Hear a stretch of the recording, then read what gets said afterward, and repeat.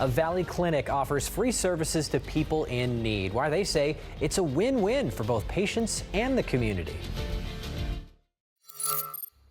Open enrollment is underway. So many families are left wondering how they are going to be able to pay for health care. Yeah, so today, Gateway Community College in Phoenix offered free medical services to people who might not otherwise be able to afford them.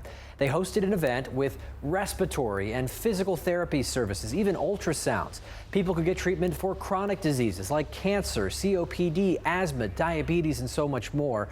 Organizers estimate they serve more than 1,100 patient appointments per year through this clinic, and they save the community more than $100,000 in healthcare costs. One of the things that's so important about the Hug Clinic is that it is a pro bono health clinic, and that means that we offer our services free of charge to community members who are either uninsured or underinsured. So the clinic is staffed by healthcare students who in turn gain valuable experience. We've got more information on the clinic at azfamily.com. Just click on the Scene on TV tab.